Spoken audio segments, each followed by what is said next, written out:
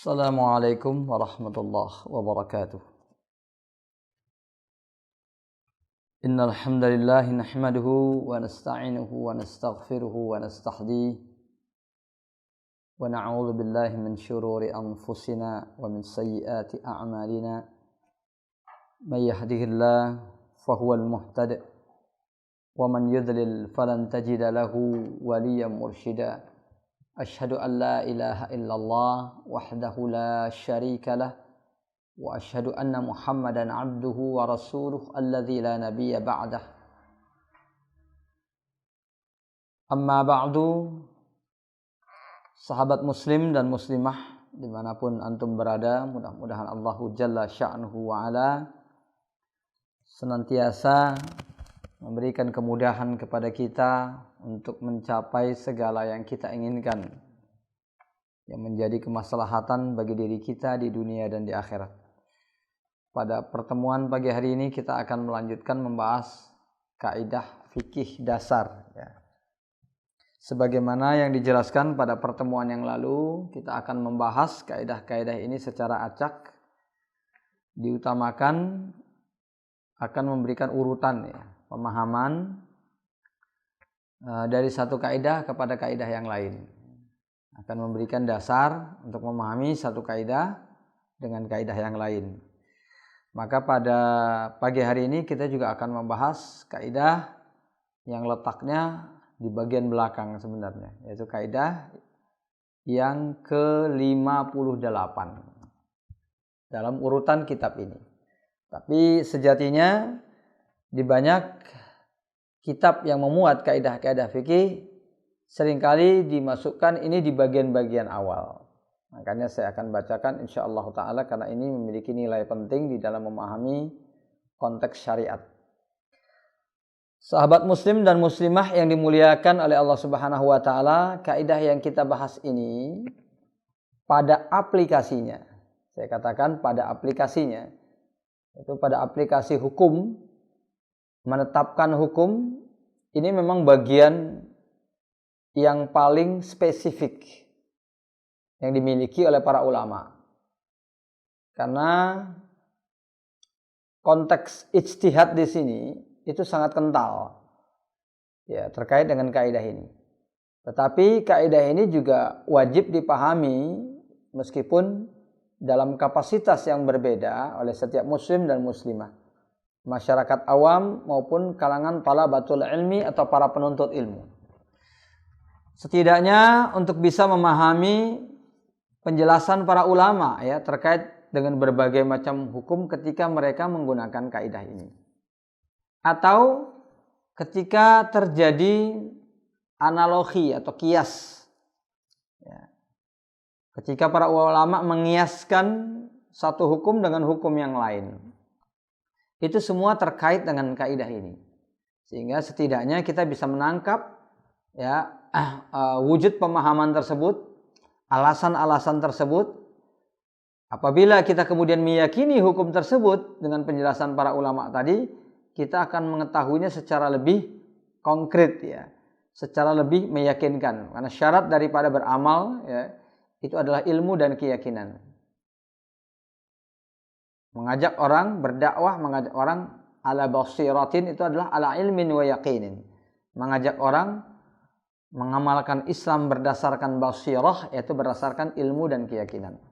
Semakin kita bisa menangkap, ya, makna penjelasan dari para ulama, semakin kita yakin akan amal yang akan kita lakukan. Ya, kita akan bacakan kaidahnya. Kaidah ini sangat umum dan bisa jadi banyak di antara kita sering mendengarnya, ya, dalam penjelasan para ulama. Al-hukmu yaduru ma'a illatihi. Hukum itu berputar atau hukum itu berlaku, ya, berputar di sini artinya berlaku, ma'a illatihi, dengan ilahnya, ya, mungkin bisa kita terjemahkan sementara alasannya, ya. Hukum itu berputar atau berlaku bersama alasannya. Subutan wa adaman, ya. Kalau alasan itu ada, hukum berlaku. Kalau tidak ada, tidak berlaku. Itu terjemahannya harus begitu ya. Oh, dalam bahasa Arabnya itu singkat saja, subutan wa adaman, sudah. Itu sudah ma'ruf artinya. Tapi dalam bahasa Indonesia ya, berlaku atau tidak berlakunya ya, kalau kita terjemahkan berlaku atau tidak berlakunya hukum itu berputar bersama alasannya. Jadi terjemahannya kita balik gitu, supaya bisa lebih singkat. Ikhwas fillah, sahabat muslim dan muslimah dimanapun antum berada, ini sekali lagi merupakan kaidah yang sangat umum dan banyak di antara kita yang sering mendengar, saya kira, kaidah ini dalam penjelasan para ulama atau para ustadz dalam konteks memaparkan hukum-hukum syariat. Kita akan bacakan bagian awalnya dulu ya.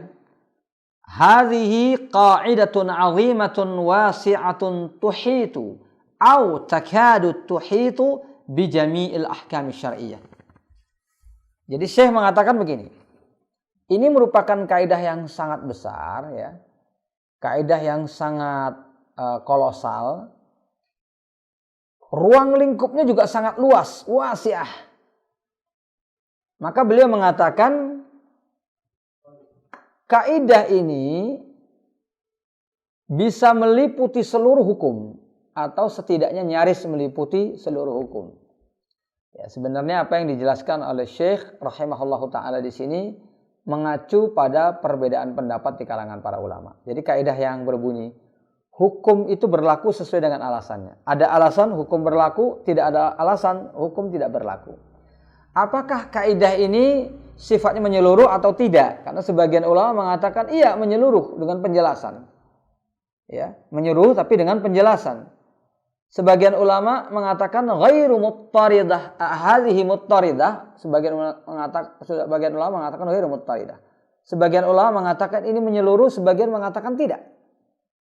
Tapi sifatnya hanya aghlabiyah. Ya. Aghlabiyah apa? Mayoritas hukum memang bergantung pada kaidah ini. Tapi ada sebagian di antara hukum di mana kaidah ini tidak berlaku pada hukum-hukum tersebut. Ini memang perbedaan pendapat di kalangan para ulama. Nanti kita akan lihat ya. Kita akan lihat di antara beberapa contoh kenapa para ulama akhirnya berbeda pendapat tentang kaidah ini. Apakah berlaku untuk seluruh hukum atau sebagian besar hukum saja. Nah, sebelum kita membahas lebih lanjut, ya, kita akan bacakan sampai pada titik penjelasan awal Syekh. Kemudian kita akan bahas kaidah ini dulu, bagian-bagian pentingnya. Beliau mengatakan, wa illatul hukmi hiyal hikmatu fil amri bih. Ini sudah masuk pada penjelasan. Nah, kita akan kaji dulu makna daripada kaidah tadi, kata perkataannya ya. Al-hukmu yaduru ma'a illatihi thubutan wa adaman.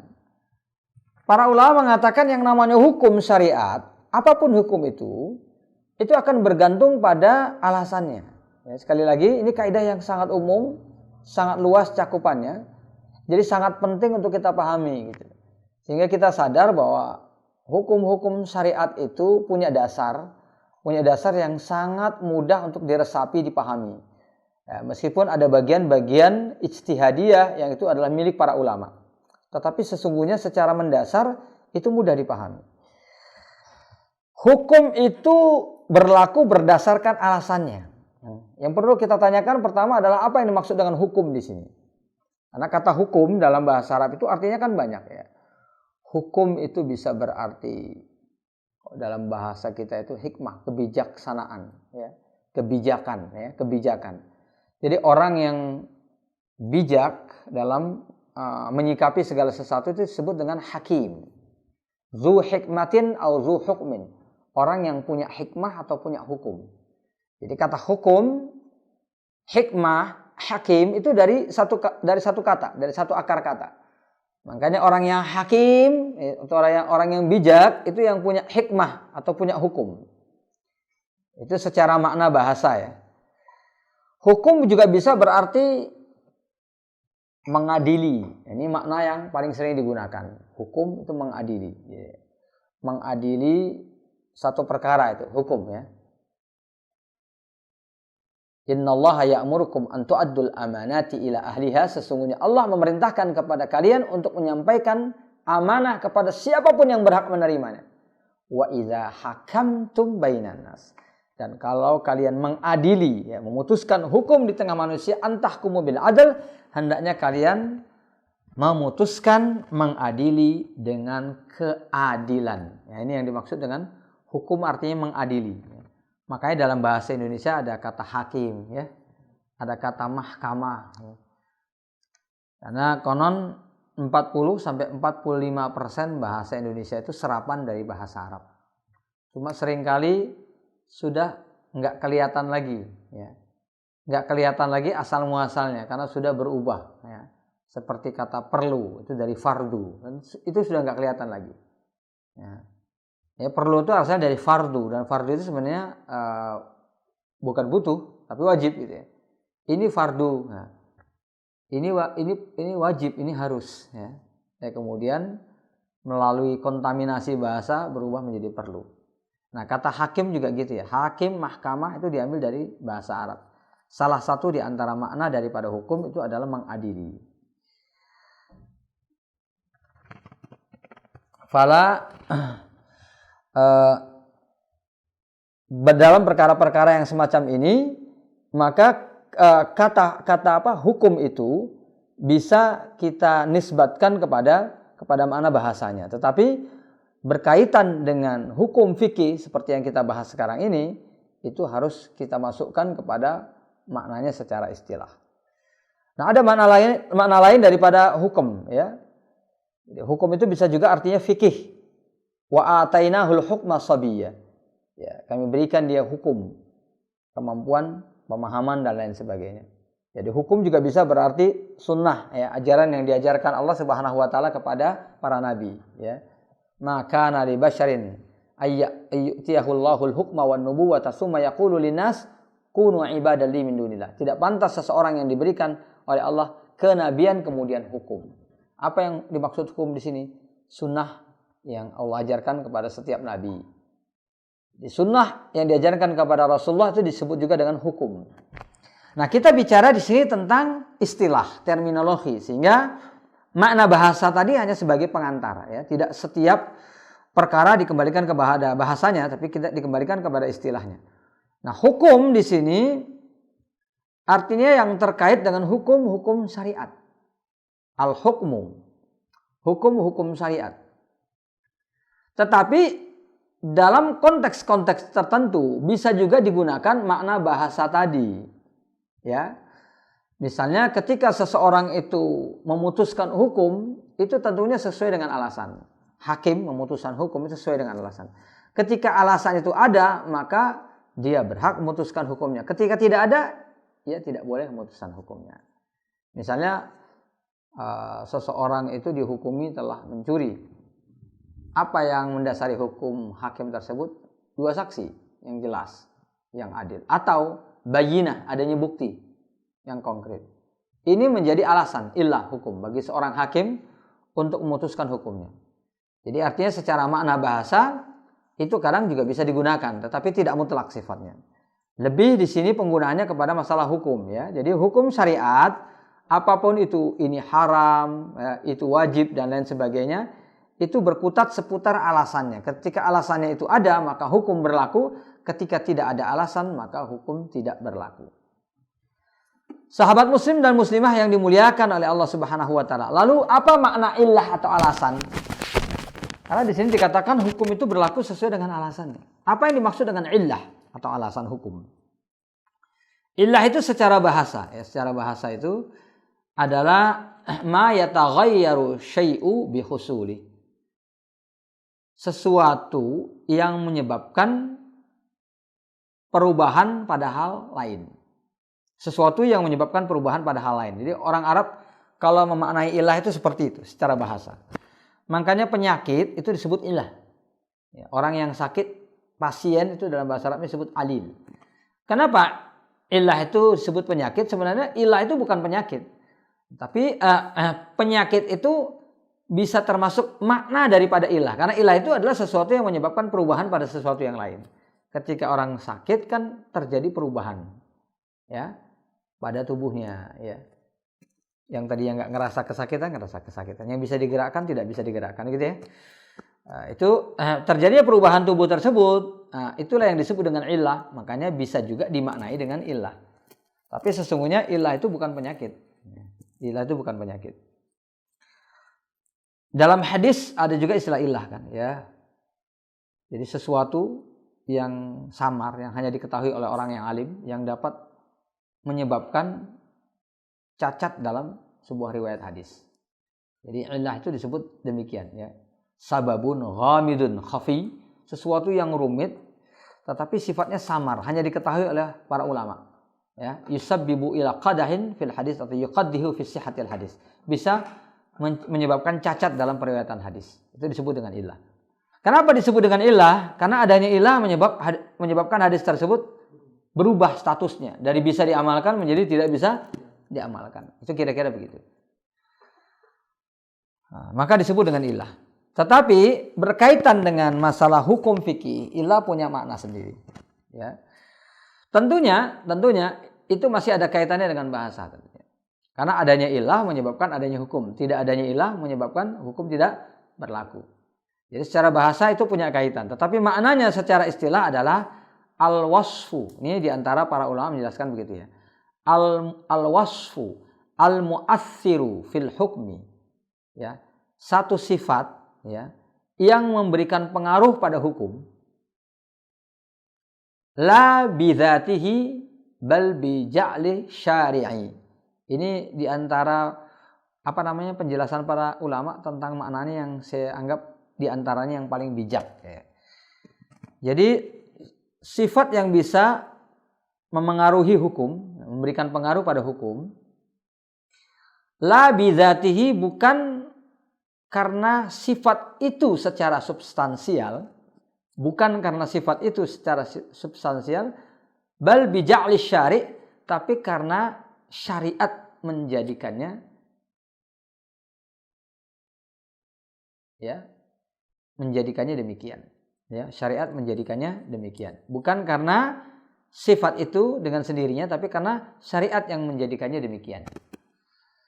Ini saya katakan paling bijak, ya. Karena ada ulama yang mengatakan pokoknya al-wasfu al-ba'its alal hukum, pokoknya segala sesuatu yang menetapkan adanya hukum itu disebut ilah, ya. Lain segala sesuatu al-mu'assir al-wasfu, ya, ad-dalu ala wujudil hukum, sebagian ulama mengatakan begitu. Segala sesuatu yang mengindikasikan adanya hukum. Semua definisi ini benar, ada nilai-nilai kebenaran, tapi definisi yang pertama yang saya sebutkan tadi itu lebih bijak. Kenapa lebih bijak? Karena mengarah pada hal lain yang tidak tertera pada definisi-definisi yang lain. Apa itu? Itu indikasi di bagian terakhirnya. Jadi yang namanya illah itu adalah sesuatu atau sifat yang bisa memengaruhi hukum. Memengaruhi ini sifatnya luas loh, ya. Jadi bisa mengubah totalitas, ya, bisa mengubah sebagian diantaranya saja. Itu illah gitu loh. Nah, kemudian pengubahan itu terjadi bukan karena sesuatunya, tetapi karena memang syariat menjadikannya demikian. Contoh, iskar, memabukkan, ya. Segala sesuatu yang memabukkan itu disebut dengan khamar, ya. Dan setiap khamar itu hukumnya haram. Jadi bukan hanya minuman, ya. Pil apapun asalkan itu memabukkan, ya, maka dia adalah khamar, dan setiap khamar itu diharamkan. Maka terjemahan khamar sebagai minuman keras itu sebenarnya pendekatan saja supaya mudah untuk dipahami saat kita sedang mengungkapkan apa itu khamar. Tapi sesungguhnya khamar itu berlaku untuk segala sesuatu yang memabukkan. Nah, persoalannya adalah iskar. Hal memabukkan, kondisi memabukkan pada minuman keras contohnya, ya, pada arak misalnya, pada wine misalnya, itu adalah sesuatu yang sudah ada gitu, sejak dulu sudah ada gitu. Tapi kemudian dijadikan dia sebagai penyebab diharamkannya khamar, itu adalah karena ada ketetapan dari syariah. Kalau enggak ya enggak gitu. Makanya tadi dikatakan bijak li syari', bukan karena sendirinya tapi karena ditetapkan oleh syariat. Ini hal yang penting, ikhwas sekalian fiddin yang dimuliakan oleh Allah Subhanahu wa taala, karena untuk menunjukkan bahwa Yang menetapkan sesuatu itu sebagai illah, alasan berlakunya hukum itu adalah syariat. Baik itu dengan nas secara langsung atau dengan pemahaman banyak di antara dalil secara umum. Nanti memberikan indikasi tentang keharaman tadi. Itu disebut dengan illah. Karena dulu sebelum khamar itu diharamkan, para sahabat banyak yang minum khamar. Bahkan masyarakat Arab, termasuk para sahabat yang dekat dengan Nabi. Ali bin Abi Thalib itu pecandu minuman keras. Sehingga digambarkan dulu ketika pertama kali baru dikasih bayangan tentang bahaya khamar, belum diharamkan. Itu Ali masih minum. Ya. Jadi baru digambarkan bahwa khamar itu ada bahayanya, tapi juga ada manfaatnya. Baru itu saja, ya. Masih banyak yang minum termasuk Ali. Maka waktu itu ayat yang pertama kali turun adalah la taqrabus shalah, ya. Setelah dijelaskan tentang bahaya khamar, ayat yang kemudian pertama kali turun adalah taqrabus shalah wa antum sukar. Jangan dekati salat ketika kalian sedang mabuk. Itu asbabun nuzulnya di antara yang dijelaskan oleh para ulama adalah Ali bin Abi Thalib, ya, salat dalam keadaan mabuk. Ada Ali sahabat yang paling dekat. Tapi memang karena itu adalah hal yang biasa gitu. Jadi asbabun nuzul ayat ini sebenarnya mau menggambarkan kepada kita bukan tentang kejelekan para sahabat. Ya, jangan salah pahami, ya. Bukan tentang kejelekan para sahabat-sahabat sama sekali gitu loh. Sama sekali bukan, tapi menunjukkan bahwa pengharaman sesuatu, alasan pengharaman sesuatu itu mutlak karena Allah gitu loh. Khamar itu biasa diminum para sahabat karena sudah dijelaskan dalam Al-Qur'an, memang manfaatnya banyak gitu. Makanya umat-umat terdahulu selain kaum muslimin pun banyak yang mengkonsumsi khamar pada masa dahulu, ya. Kalau kita baca sejarah itu khamar, minuman keras, arak itu sudah menjadi minuman orang dari zaman dulu. Memang manfaatnya banyak. Makanya Islam juga mengatakan demikian. Tapi kemudian karena dosanya yang lebih besar daripada manfaatnya, akhirnya dia diharamkan. Nah, sekali lagi kita kembali ya.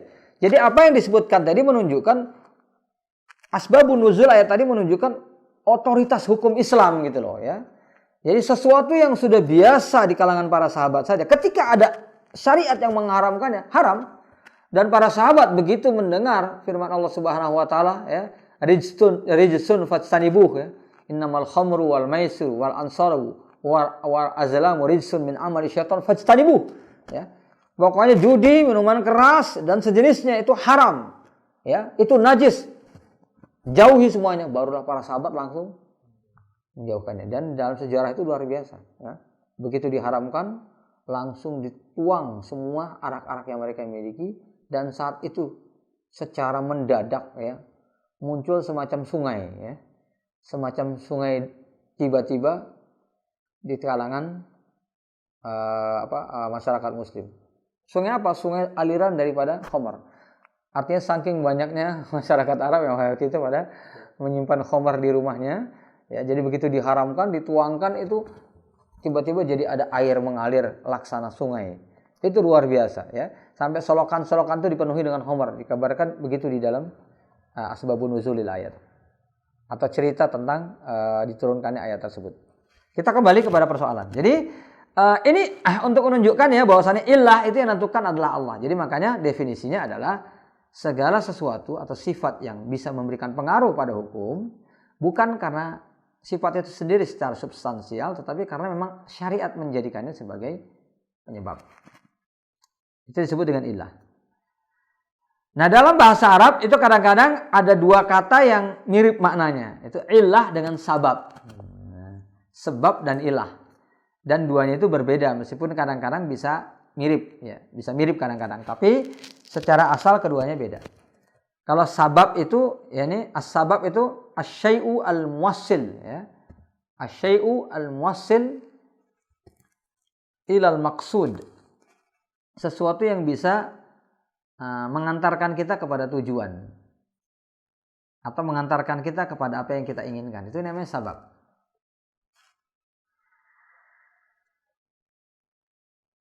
Ya. Bisa juga sesuatu yang bisa mengantarkan kepada wujud sesuatu yang lain, ya. Ini kalau kaitannya dengan benda-benda mati, ya, bukan benda hidup atau benda bernyawa, ya. Jadi misalnya fal yamdud bisa babin ilas sama, makanya tali itu dikatakan sebab, ya. Silakan mereka menggunakan tali bentangkan ke langit.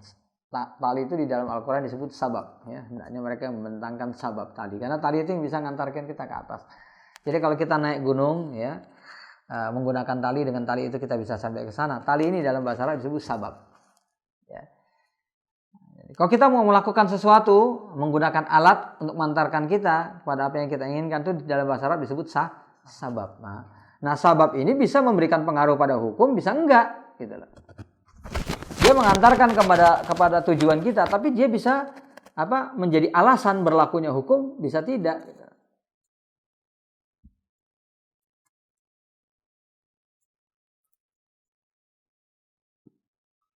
Ya, contohnya misalnya salah satu yang menyebabkan orang itu tertidur, ngantuk, dan kemudian tertidur adalah lelah, kan gitu ya.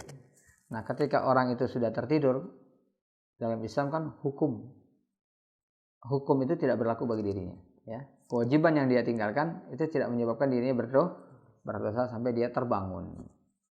Tapi kita tidak bisa mengatakan bahwa capek itu, ya, itu memperbolehkan orang meninggalkan hukum. Tidak bisa seperti itu. Ya, karena dia tidur, ya, semata-mata capek nggak bisa. Ya, tidak bisa. Suatu saat bisa ada capek yang amat sangat, ya, yang berbahaya bagi orang yang berpuasa sementara dia bekerja keras. Kalau dibiarkan dia berpuasa bisa membahayakan jiwanya itu, tapi kaitannya kan panjang gitu loh. Tapi semata-mata capek itu nggak bisa. Oh, dia capek nggak sholat, nggak bisa. Loh, tapi kan dia menyebabkan orang itu tertidur. Iya, dia menyebabkan seorang itu tertidur, tapi tidak menjadi illah.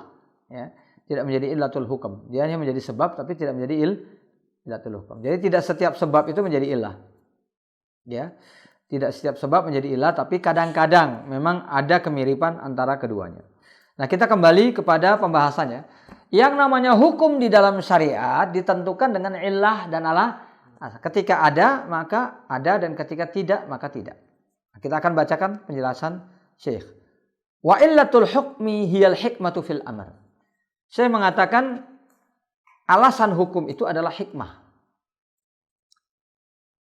Ya, hikmah dari satu hukum. Misalnya fil amri bihi, hikmah dari perintah, awin nahyi, hikmah dari larangan. Wa ibahati, hikmah diperbolehkannya segala sesuatu. Wallahu ta'ala hakimun lahul hikmah fi kulli ma syara'ahu li ibadihi minal ahkam. Allah memiliki hikmah atas segala sesuatu yang disyariatkan di dalam hukum. Nah, yang menjadi persoalan adalah apakah hikmah itu sama dengan illah, alasan, ya. Nah, di sini para ulama berbicara, nanti juga saya juga sebenarnya akan menyindir persoalan tersebut. Tidak setiap hikmah itu menjadi apa? Menjadi illah, gitu loh. Tidak setiap hikmah menjadi illah, tapi illah itu adalah hikmah, itu benar yang disampaikan oleh Syekh di sini. Setiap illah, alasan berlakunya hukum itu hikmah. Ya, mabuk itu menjadi illah, diharamkannya khamar, itu juga menjadi hikmah. Hikmah kenapa khamar diharamkan, gitu. Tetapi sekali lagi bukan berarti setiap hikmah akan menjadi alasan hukum. Jadi ya. Salah satu di antara hikmah apa? Salat apa? Mencegah perbuatan ya, fahsya dan mungkar. Ya, itu asal tahu hikmah salat. Nah, kalau ada orang misalnya salat, masih juga melakukan perbuatan fahsya dan mungkar, apakah dikatakan bagusnya nggak usah sholat aja, atau sholatnya nggak berlaku karena tidak ada hikmahnya? Tidak, ya, karena tidak setiap hikmah itu adalah alasan hukum, tapi setiap alasan hukum adalah hikmah. Ini yang perlu dipahami di sini supaya kita tidak salah paham. Jadi setiap hukum dicari hikmahnya, kalau nggak berlaku hikmahnya berarti hukumnya nggak berlaku. Nggak seperti itu. Ya. Banyak sekali hikmah dalam setiap ibadah. Dan kadang-kadang hikmah itu hanya hikmah pengantar saja, ya, hanya menambah kesempurnaan daripada ibadah tersebut, kesempurnaan dari perintah tersebut, ya, kesempurnaan dari dilarangnya perbuatan tersebut, ya. Tapi tidak menentukan hukum sama sekali. Tapi kadang-kadang memang menentukan hukum. Ketika menentukan hukum dia disebut dengan illah, ya, disebut sebagai alasan hukum. Wa qad yanussu syari'u 'alal hikmah wa qad yafhamul ulama'ul hikmata min ma'rifatihim, ya. Kadang-kadang syariat sendiri yang menjelaskan tentang hikmah tersebut, seperti yang disebutkan tadi, ya. Salah satu di antara hikmah salat mencegah perbuatan fahsya dan mungkar. Salah satu di antara hikmah salat berzikir kepada Allah. Aqimis salata li dzikri, ya. Dirikanlah salat agar kamu selalu mengingatku. Ya, agar kamu sekalian mengingatku itu hikmah sholat, tapi bukan illah. Kalau illah bahaya sekali, begitu sekali kita nggak ingat dalam sholat, sholatnya batal. Ya. Ya. Tetapi ini adalah hikmah, dan hikmah dalam sholat itu banyak sekali, bukan hanya itu. Para ulama nanti menjelaskan tentang hikamus sholat, itu banyak sekali. Itu belum termasuk hikmah-hikmah yang diteliti oleh para ulama belakangan terkait dengan kesehatan, terkait dengan ini, tentang kesehatan mental dan lain sebagainya. Itu adalah penelitian-penelitian yang bisa jadi itu benar, bisa jadi juga nggak benar. Ya. Tetapi semua itu bukanlah illah berlakunya hukum sholat. Waqad yafhamul ulama al-hikmah min ma'rifatihim maqasid asy-syari' al-'amma wal khassah. Kadang-kadang para ulama melihat hikmah itu dari tujuan-tujuan syariat yang berhasil mereka tangkap. Mereka pahami, jadi akhirnya mereka dapatkan, oh ternyata inilah hikmah dari perbuatan-perbuatan tersebut. Wa yuqalu lil akhir al-hikmatul mustambatah, ya. Jadi bagian akhir, ya, yaitu hikmah yang diambil dari tujuan-tujuan syariat itu disebut dengan al-hikmah al-mustambatah. Hikmah, ya, yang disaripatikan, ya, mustambatah disaripatikan dari tujuan-tujuan ibadah. Dan al-hikmah al-mustambatah. Summa qad yattafiqul ulama ala tilkal illah allati hiya al-hikmah. Nah, kadang-kadang para ulama itu bersepakat tentang illah, tentang satu alasan hukum, dan kadang-kadang tidak. Ya, jadi apakah itu merupakan alasan diharamkannya satu perbuatan atau tidak? Para ulama berbeda pendapat kadang-kadang. Ya, bisa jadi itu merupakan alasannya, bisa jadi tidak. Ada dulu orang yang mengatakan bahwa alasan diharamkannya babi itu karena mengandung cacing pita. Ya. Padahal itu hanya hikmah. Ya. Tapi sebagian orang menjadikan itu sebagai illah. Ketika yang menjadikan sebagai illah, maka illah itu hilang, hukumnya jadi halal. Bagaimana kalau seorang bisa memasak daging babi dengan jaminan 100% cacing pitanya itu hilang, ya, maka pada saat itu hukum babi menjadi halal. Tidak demikian, ya. Jadi makanya illah itu kadang-kadang ada yang disepakati ulama, kadang-kadang malah ada yang para ulama sepakat itu bukan illah. Hanya orang-orang tertentu saja yang menjadikan sebagai illah, dan itu tidak dianggap oleh para ulama. Seperti yang saya sebutkan tadi. Ya. Waqad yatanaza'un, kadang-kadang mereka berbeda pendapat. Waqad yakunu lil hukmi iddatu ilal. Nah, ini sebelum kita bahas di sini, nah kita sebutkan dulu tentang illah, ya. Tadi dikatakan para ulama kadang berbeda pendapat tentang illah. Nah, perbedaan pendapat ulama tentang illah itu enggak hanya tentang apakah illah itu demikian atau tidak, tapi apakah menentukan hukum atau tidak. Apakah tidak adanya illah tadi hukum itu enggak ada atau enggak? Itu para ulama kadang-kadang berbeda pendapat. Contoh, ya. Contoh khamar. Alasan diharamkannya khamar adalah memabukkan. Sekarang pernyataannya, kalau seseorang minum khamar kemudian enggak mabuk, nah, apakah dengan demikian khamar halal buat dia?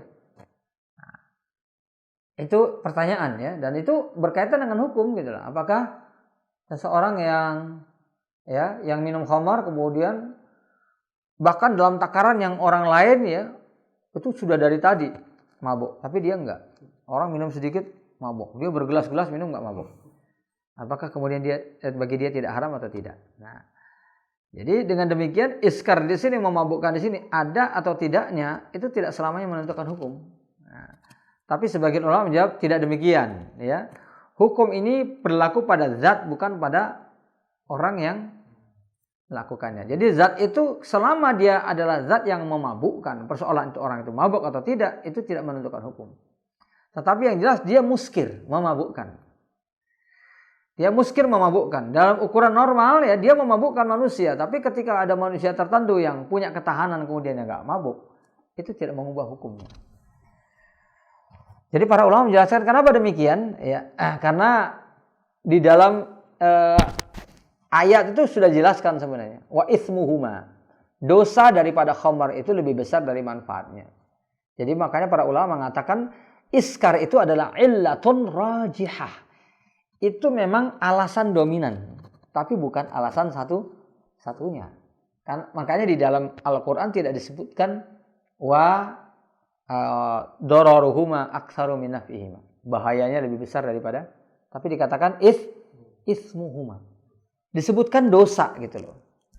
Disebutkan dosa. Jadi artinya apa? Karena disebutkan dosa, maka iskar hanya menjadi salah satu di antara alasannya saja. Alasan diharamkannya khamar ya dosanya itu. Salah satu di antaranya adalah karena dia memabukkan. Dan bisa jadi ada hal-hal yang lain yang kita nggak tahu karena Allah Subhanahu wa taala tidak merincinya. Ya, itu salah satu di antara hikmah disebutkan wa itsmuhuma akbaru min naf'ihima. Demikian juga ketika Allah menyebutkan ya, innamal khamru, sesungguhnya khamar, ya, wal maisir, ansab, azlam, berbagai jenis maisir atau perjudian itu rijsun, najis. Nah, kita semua tahu khamar ini bentuknya adalah benda, cairan. Sementara judi itu adalah permainan. Tapi masing-masing disifati dengan najis kan gitu. Sehingga para ulama umumnya mengatakan yang masuk di sini najisun maknawi. Najis secara maknawi, bukan secara materi. Kalau secara materi, judi itu bukan materi. Judi itu adalah perbuatan. Dia bisa dengan kartu, ya. Dia bisa dengan dadu, ya. Dia bisa dengan gambar. Lalu kok dikatakan najis secara materi? Waduh, ya. Jadi segala sesuatu yang dipakai judi itu secara materi jadi najis. Ya, kalau kita pegang kita harus cuci tangan kita. Enggak demikian. Bukan itu yang dimaksudkan dengan najis. Najis ini secara maknawi atau secara abstrak. Artinya apa? Bahwasanya pengharaman khamar itu juga bersifat maknawi. Jadi dia memang perbuatan dosa, ya, perbuatan dosa yang dia itu najis. Ya. Begitu najisnya dia sehingga diharamkan di dalam Islam. Nah, salah satu di antara yang paling dominan adalah memabukkan tadi. Jadi bisa dipahami di sini ya. Sehingga banyak ulama mengatakan bahwa khamar itu bukan diharamkan berdasarkan sesuatu yang di luar itu, tapi memang karena diharamkan karena Allah menetapkan sebagai perbuatan sesuatu yang haram. Kita kembali kepada pembahasan ya. Waqad yakunu lil hukmi iddatu ilal mata wujida wahidun minha thabatal hukum. Kadang-kadang yang namanya hukum itu alasannya bukan satu. Ya. Pokoknya asal ada salah satu di antara alasannya berlaku. Contohnya hadas. Ya, hadas batalnya wudu, gitu. Batalnya bersuci seseorang. Itu kan bisa karena buang air kecil, bisa karena buang air besar, bisa karena buang angin gitu loh. Jadi alasannya banyak. Jadi hadas itu punya banyak alasan. Alasan. Salah satu saja sudah cukup menyebabkan seorang itu berhadas. Oh, saya cuma kentut saja tapi nggak kencing. Ya, tetap sudah. Dia berhadas. Ya. Kencing saja nggak buang air, ya berhadas. Buang air saja nggak kentut nggak kencing, ya berhadas. Tiga-tiganya apalagi. Ya, jadi ikhwaskan fiddin, kadang-kadang satu hukum punya ilah yang ilahnya itu tidak satu tapi banyak. Sehingga cukup salah satu sebagai ilahnya, hukum itu berlaku. Wa qad takunu illatun wahidatun majmu'atun min iddati quyud la takunu illa hatta tatimu hadhil quyud. Nah, jadi kadang-kadang yang namanya illah itu satu, alasan itu satu, tapi dia punya banyak banyak cabang-cabangnya gitu. Punya banyak syarat-syaratnya. Ya, contohnya ada misalnya safar gitu loh. Ya. Safar itu kan alasan satu. Ketika seseorang itu bersafar, maka dia maka seseorang itu boleh untuk tidak berpuasa, ya. Maka seseorang itu dianjurkan untuk mengqashar salatnya. Itu hukum syariat. Safar, ya, cuma satu alasan saja. Tapi ternyata alasan ini nggak sederhana gitu loh. Nanti berkaitan dengan batasan-batasan safar. Bagaimana seseorang membatasi sesuatu itu sebagai safar? Apakah dengan jaraknya? Apakah dengan lama perjalanannya? Ya, kemudian setelah itu tentang susah nggak susahnya safar. Kan dikatakan begitu, sebagian ulama mengatakan bahwa seseorang itu boleh tidak berpuasa ketika safar.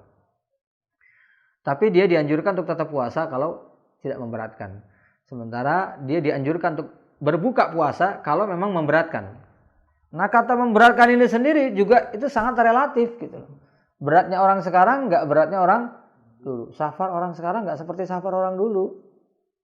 Bagi orang sekarang, ya, perjalanan jauh 4-5 jam naik motor, itu berat. Karena yang enteng itu naik mobil misalnya begitu. Di atas 4-5 jam itu dianggap perjalanan berat, ya. Padahal orang dulu naik kuda, bahkan kadang-kadang jalan kaki. Jadi kalau kita memasukkan unsur berat ke dalam itu akan bergantung juga dengan adat kebiasaan ta'uruf yang terjadi di antara sama manusia untuk menentukan apakah yang lebih dianjurkan buka atau tidak nih, kan gitu. Karena hukumnya bukan hanya boleh, tapi dianjurkan nggak dianjurkan itu juga bagian dari hukum. Karena hukum itu ada boleh, kemudian dianjurkan. Kalau dianjurkan untuk tetap puasa itu berarti hukum. Dianjurkan untuk berbuka itu juga hukum. Nah, jadi memang alasannya safar ya.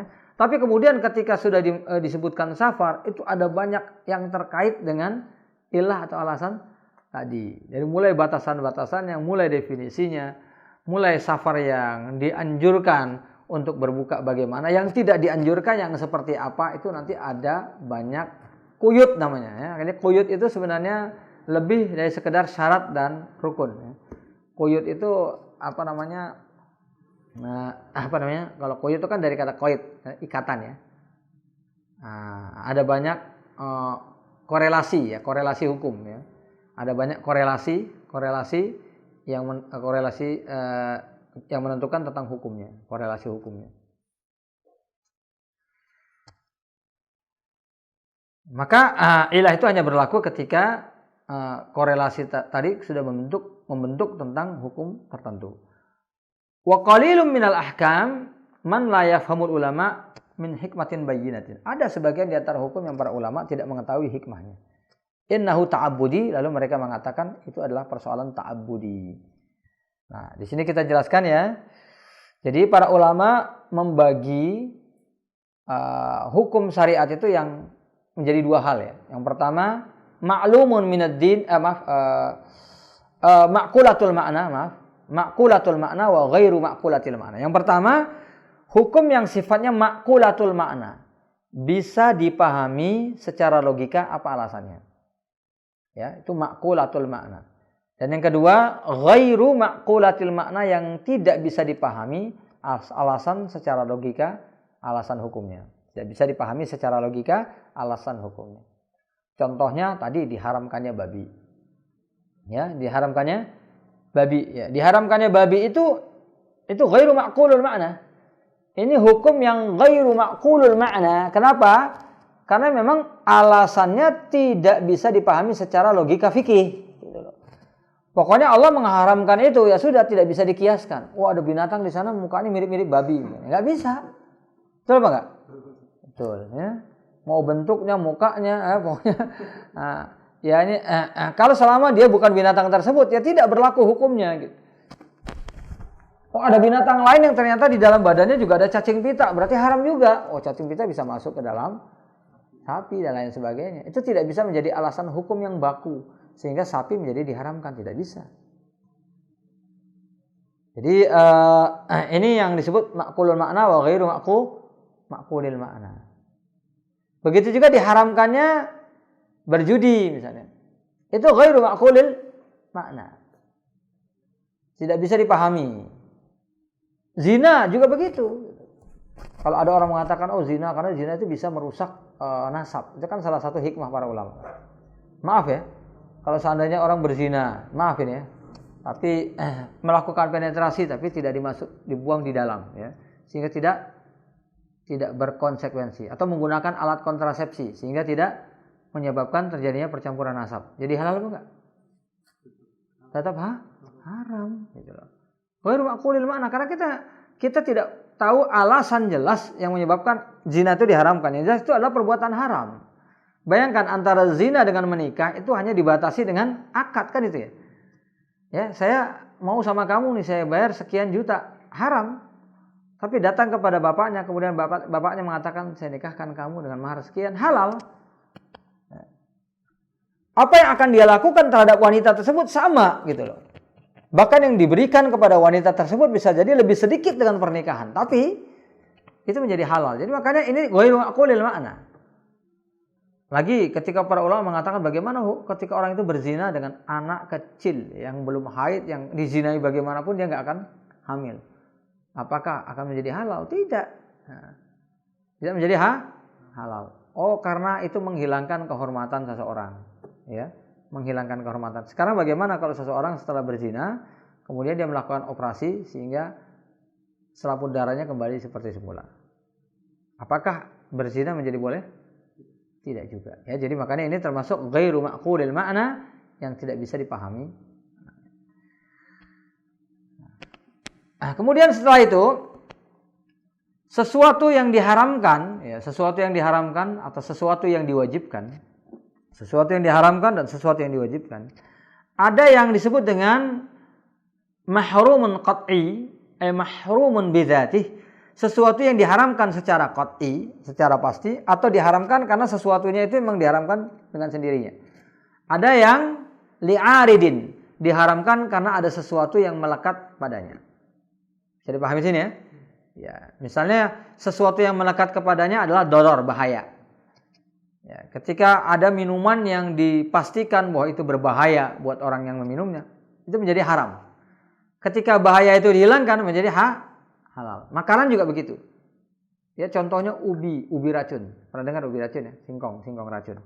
Ya, itu kalau dimakan orang bisa mati, ya, karena mengandung racun. Tapi biasa kita bisa menghilangkan racunnya. Dan bahkan itu yang terbaik untuk dijadikan sebagai tepung tapioka, ya. Jadi kualitasnya itu yang paling bagus di antara singkong-singkong yang lain kalau dibuat tepung tapioka.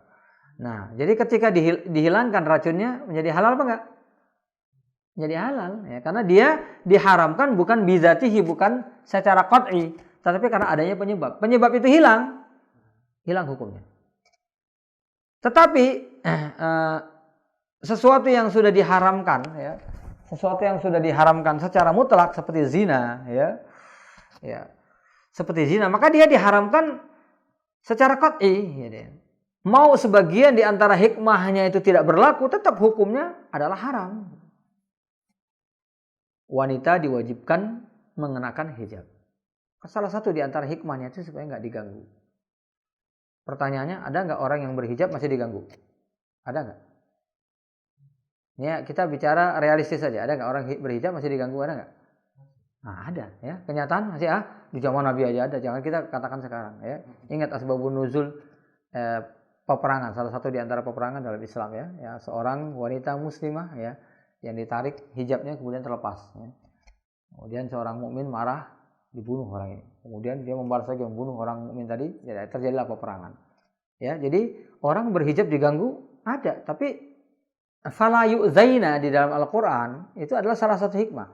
Supaya tidak diganggu, itu salah satu di antara hikmah disyariatkannya hijab. Tapi hijab itu disyariatkan ya memang karena itu ketentuan.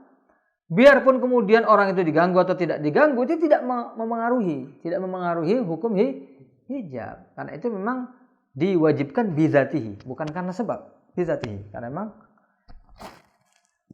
maka ada seorang yang mengatakan pokoknya pakai berhijab itu asal dikatakan sopan saja gitu. Karena pandangan orang tentang kesopanan itu berbeda-beda di satu masa dengan masa yang lain. Tidak. Karena ketentuannya itu jelas dalam hadis-hadis Nabi. Di luar perbedaan pendapat tentang niqab, ya, apakah itu wajib atau tidak. Tapi hukum berhijab minimal kecuali wajah dan telapak tangan itu dengan nas-nas yang jelas, hadis-hadis yang jelas gitu loh.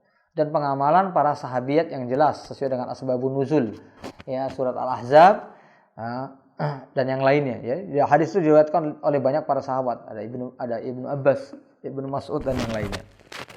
Ibnu Abbas, Aisyah dan yang lainnya. Jadi ini artinya apa? Artinya bahwa hijab itu diwajibkan dengan sendirinya bukan karena sebab. Kalaupun ada hikmah-hikmah di luar itu adalah hikmah-hikmah yang mungkin muncul dari berlakukannya syariat. Nah, makanya persoalan hukum ini jangan dijadikan sebagai sesuatu yang dijadikan sebagai permainan, ya.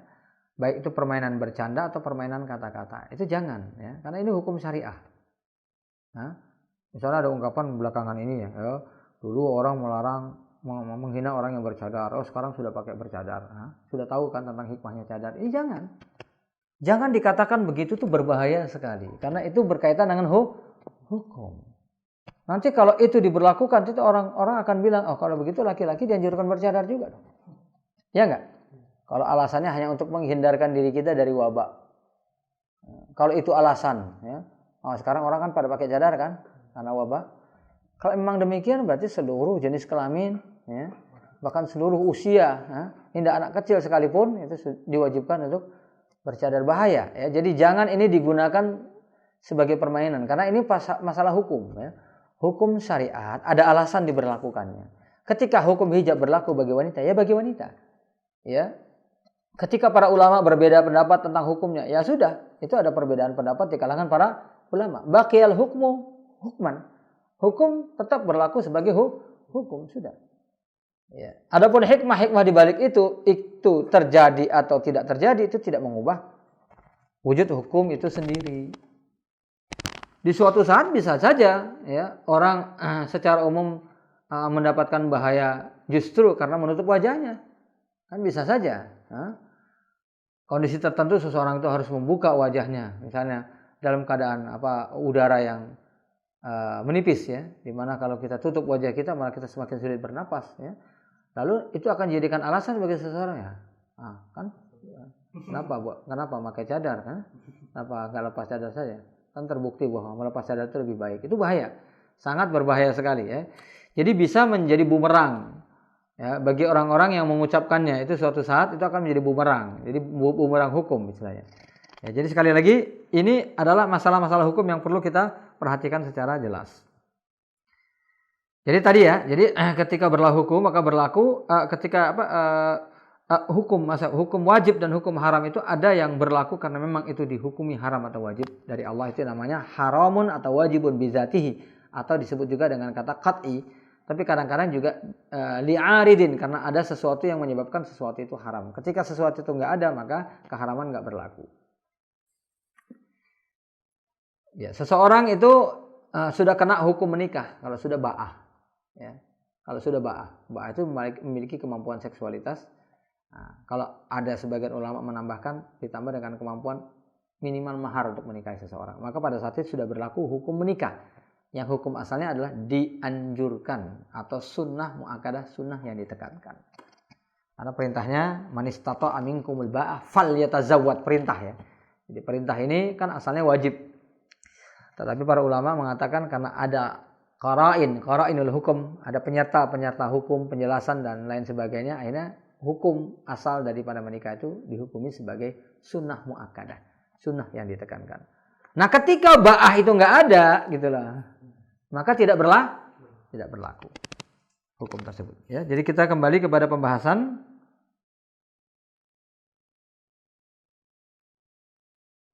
Wa minha katsirun minal ahkam as-sabiqah al-mabniyah 'ala al-qawaid as-sabiqah.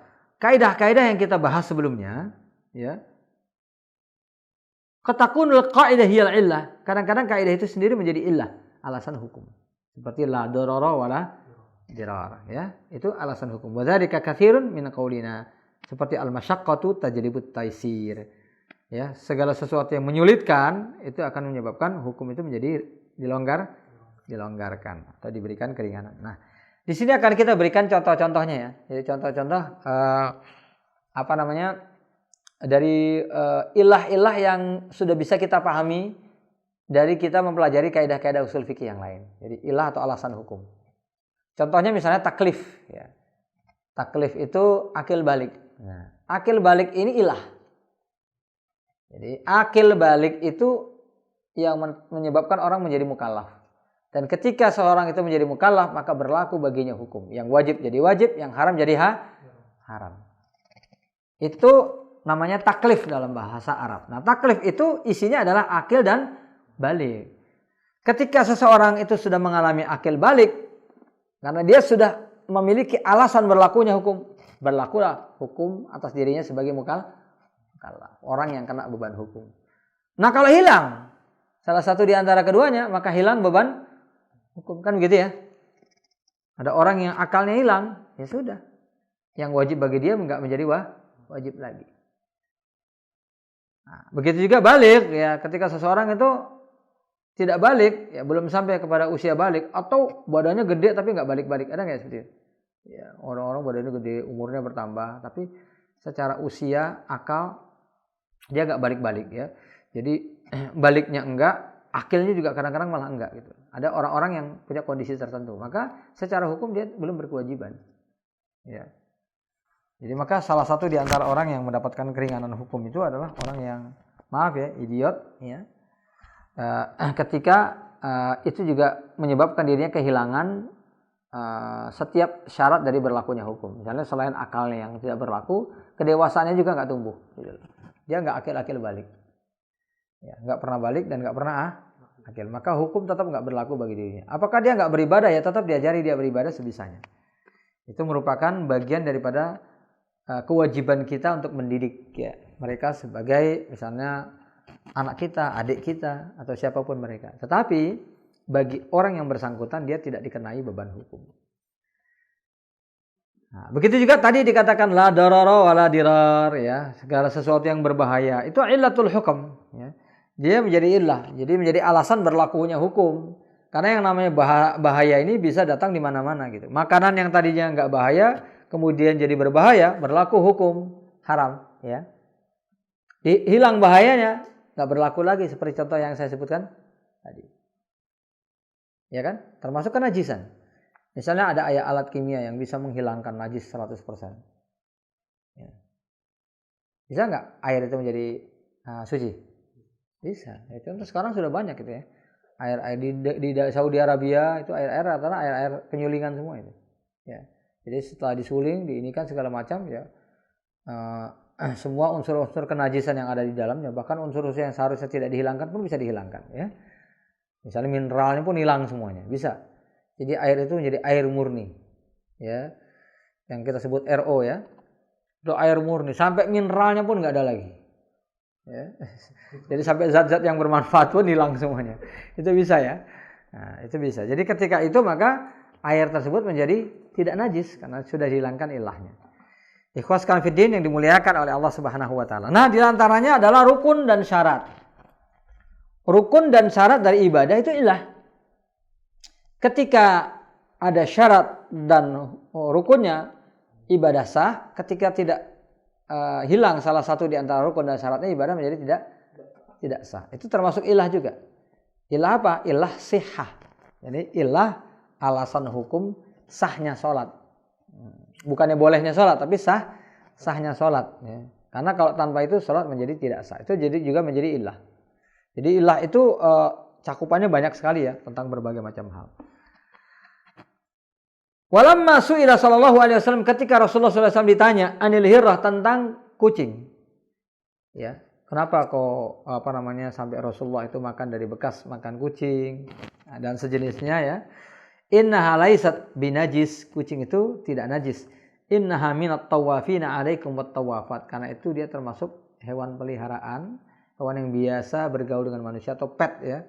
Ini orang menyebutnya dengan pet. Fa'allala bi kathrati dawraniha wa taraddudiha. Jadi alasan itu adalah karena kucing ini binatang peliharaan yang sudah akrab dengan kita. Jadi makanya para ulama mengiaskan itu dengan binatang-binatang lain. Kelinci contohnya, kan gitu ya.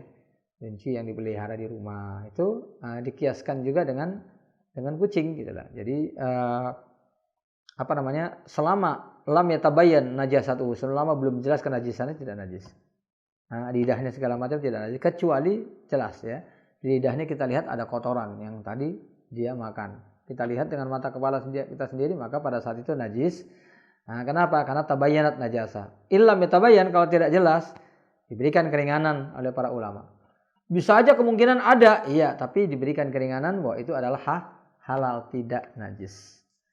Jadi itu salah satu di antara kemudahan yang diberikan oleh Islam. Wa idhamul masyaqqah fiha lau najasat. Seandainya itu dihukumi najis, orang akan kesulitan. Fadalla ala anna hadza sabitun laha. Ini menunjukkan bahwa itu merupakan alasan hukum. Demikian juga seperti humur wal bighal ya, seperti keledai, bigol ya. Ini juga termasuk di antara hewan-hewan yang dikecualikan tadi dengan alasan yang sama. Kemudian Allah berfirman, wa yas'alunaka 'anil mahid qul huwa adzan fatazilun nisa' fil mahid. Mereka bertanya tentang haid. Haid itu adalah adza, ya. Adza ya, najis, ya, jelek, mengganggu gitu ya. Secara bahasa begitu. Fa'allala tartiba ahkamil haid biwujudil adza. Maka hukum haid berlaku dengan adanya adza tadi. Adza apa? Ya darah tadi. Darah yang disebut dengan adza tadi, yang disebut dengan darah haid. Bentuknya beda, ya. Aromanya beda, teksturnya juga beda. Para ulama sudah menjelaskan, ya. Damun sawadun ma'ruf, ya, yang warnanya kehitaman dan sudah sangat dikenal, ya, bagi orang yang mengalaminya pasti tahu betul dari tekstur, dari bau segala macamnya. Maka itulah artinya ketika darah itu hilang sudah. Misalnya seorang wanita keluar darahnya, ya, darah haid. Kemudian setelah itu darah itu hilang sama sekali, ya, darah itu hilang sama sekali, berhenti sama sekali. Kemudian keluar lagi darah, tapi darah yang beda, bukan darah haid, maka itu bukan haid, ya. Kenapa? Karena yang menjadi sebab hukum itu berlaku adalah darah haidnya tadi. Cuma di sini ada pengecualian pada proses berakhirnya. Nah, ini yang menjadi titik pelik pembahasan. Kalau dikatakan darah hitam saja yang hilang, maka ketika hilang itu kan dia berangsur-angsur.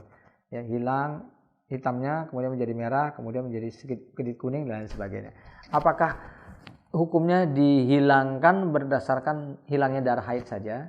Ini pendapat Syekh Al-Albani dulu, ya. Kemudian pendapat beliau berubah justru ketika beliau mengkritik kitab Fiqhus Sunnah. Ini luar biasanya ulama, ya. Jadi bagaimana dalam tanda kutip kita tidak menganggap suci seorang pun di hadapan Allah, tapi kelihatan keikhlasan mereka dalam meneliti hukum. Jadi Syekh Albani ini dalam konteks sedang mengkritik fikih sunnah. Beliau mengatakan fikih sunnah ini kitab yang bagus,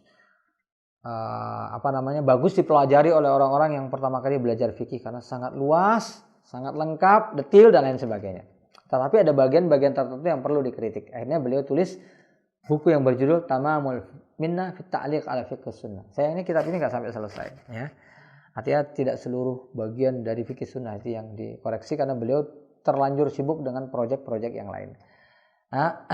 Tamamul Minnah fi Ta'liq ala Fiqh Sunnah. Nah, uniknya ketika sampai ke bab haid, Syekh Albani dulu berpendapat sesuai dengan asal haid itu adalah darah yang hitam. Begitu itu hilang, udah hilang. Tapi kemudian ketika beliau sedang proses mengkritik, akhirnya beliau mengatakan saya justru merujuk, meralat pendapat saya yang dulu, dan pada kasus ini saya mengikut pendapat Said Sa'sabi. Ya, berdasarkan riwayat dari Fatimah, ya, yang ketika para wanita bertanya kepadanya, apakah kami sudah berhenti haid? Ini darah haidnya sudah hilang. Apakah masih ada sisa-sisa darah di situ? Ada yang berwarna kekuningan. Tetaplah kalian untuk tidak sholat sampai itu hilang sama sekali. Jadi penjelasan Fatimah ini dijadikan alasan hukum bahwa untuk proses biarkan dia sampai hilang sama sekali. Itu yang berlaku dan itu yang diambil hukumnya oleh Syekh Al-Albani rahimahullahu ta'ala sebagai akhir pendapat beliau. Tapi ketika itu sudah hilang, kemudian keluar lagi darah. Yang darahnya itu bukan seperti darah haid, baru tidak berlaku lagi. Karena yang berlaku adalah darah haid. Ini masalah fikih, ya. Jadi makanya dalam penjabarannya nanti bisa saja terjadi perbedaan pendapat karena adanya riwayat-riwayat yang mengubah, ya, hukum asal tadi. Kalau kita kembali kepada hukum asal ya sudah, hanya darah haid saja. Tapi ternyata ada indikasi penjelasan dari orang-orang yang lebih mengetahui tentang hukum tersebut. Di antaranya para sahabat wanita. Ya, Fatimah ini putri Nabi tapi sekaligus juga secara derajat sebagai sahabat wanita, gitu ya. Jadi Ummahatul Mukminin itu secara kedudukan sebagai istri-istri Nabi, sebagai Ummahatul Mukminin, tapi secara kedudukan di generasi adalah generasi sahabat. Wal muwaffiq. Kemudian demikian juga waqala ta'ala, Allah berfirman, wa in kuntum marda aw ala safarin aw jaa ahadun minkum minal ghaiti aw lamastumun nisa falam tajidu ma'an fatayammamu sa'idan thayyiba. Ya, kalau kalian dalam keadaan sakit atau kalian bersafar, bepergian, atau seorang di antara kalian sedang berpuasa, seorang di antara kalian keluar dari tempat buang air besar, aula mastumun nisa, atau kalian berhubungan intim dengan pasangan kalian, falam tajidu ma'an, lalu kalian enggak mendapatkan air, fatayammamu sa'idan thayyiba. Jadi dalam kondisi kita harus mandi junub misalnya, dalam kondisi kita harus berwudu misalnya, tapi kemudian kita tidak mendapatkan air, maka bertayamumlah kalian. Nah, kalau kita bersandar pada ayat ini saja, maka illah di sini ada hanya satu. Ketika kita nggak mendapat air, gitu ya. Tapi nanti ada hadis lain yang kemudian melengkapi. Salah satu di antara alasannya adalah karena orang sakit dan tidak bisa terkena air. Itu hadis yang sudah kita bahas pada pertemuan yang lalu, di mana sebagian di antara orang di zaman Nabi salah memberikan solusi ya. Harusnya cukup tayamum saja. Orang yang mandi junub dalam keadaan kepala terluka, disuruh mandi, akhirnya meninggal dunia ya. Jadi akhirnya dengan ini para ulama menjelaskan alasan kita tidak menggunakan air dua. Pertama karena air nggak ada, yang kedua karena tidak bisa menggunakan air. Nah, ketika seseorang misalnya bertayamum, ya, pada saat dia bertayamum karena nggak ada air, tiba-tiba temannya datang bawa satu jerigen air, dia belum melaksanakan sholat, batal nggak? Batal sudah, karena alasan hukumnya batal. Tapi kalau dia sudah sholat baru dia dapat air, itu lain perkara. Segala sesuatu ya. Nanti ada kaidah lagi ya. Idza fu'ilal ma'muru bihi ala wajhihi kharajal ma'muri an uqtatil amri. Ya, jadi kalau seseorang itu sudah melaksanakan syariat sesuai dengan jalur hukumnya ya, protokolnya, nah kemudian maka dia sudah keluar dari beban hukum tersebut. Misalnya orang yang sholat bertayamum ya, setelah saya bertayamum ada air, ya sudah, dia sudah selesai sholat. Dia sholat lagi gimana ya, nggak apa-apa dia sholat lagi, tapi itu sebagai sunnah, bukan lagi sebagai kewajiban. Ya bisa dipahami sini ya. Sama dengan orang yang misalnya sholat wajib berjamaah, lalu ada orang berjamaah lagi dia sholat lagi, nggak jadi masalah. Ya. Atau orang yang misalnya sendirian bersafar dia sholat, kemudian selesai dia sholat dia dapatkan ada orang berjamaah, dia mau dapat pahala jamaah, nggak apa-apa. Tapi secara hukum dia sudah keluar dari kewajiban. Bisa dipahami sini ya. Jadi itu apa yang berkaitan dengan ilah. Intinya bahwa hukum-hukum syariat itu bergantung pada ilah dan alasannya. Nah, ketika alasan itu ada, maka hukum berlaku. Ketika tidak ada, hukum tidak berlaku. Tapi tidak setiap syariat yang ditetapkan oleh Allah Subhanahu wa taala dan Rasulnya itu diketahui hikmah atau ilahnya, alasan hukumnya.